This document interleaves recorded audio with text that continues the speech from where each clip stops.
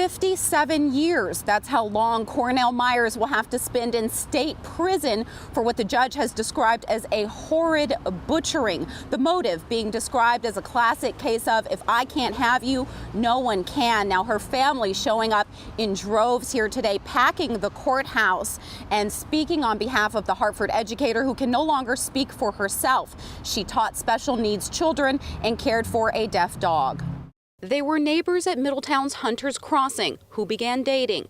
Then 29-year-old Danielle Fasciocco wanted out of the relationship and reported to police she was being stalked by Cornel Myers in the summer of 2018. Exactly 3 weeks later, police went back to Danielle's apartment complex after a dog walker heard screaming around 10:30 at night. Unsure of the unit, police knocked. No one answered, so they left. Hours later, on September 8th, 2018, Myers calls 911 saying he used his own key to enter Danielle's unit around 3 in the morning and found her body slumped over the bed, her throat cut and knives nearby.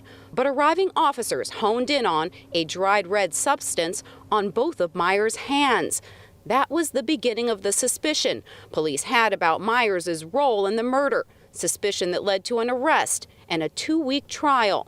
Myers showing little emotion as Judge Vernon Oliver sentenced him to 57 years in prison Friday. He was convicted last November of stabbing Danielle 19 times. Stabbed her in the neck. The defendant stabbed her in the abdomen. The defendant slashed her throat.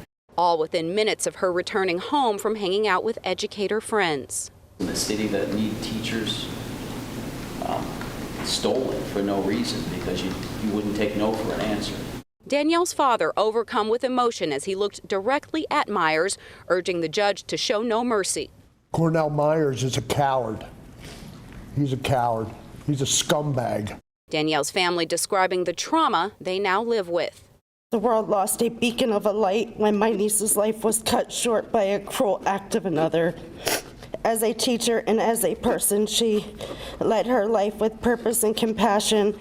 Danielle grew up outside of Philly. Her family drove here to court today. They didn't want to speak on camera, but a spokesperson for the family tells me that they are very pleased with this verdict and that it does bring them some relief. Again, Cornel Myers being sentenced to 57 years, and that's just 3 years shy of the maximum of 60 years.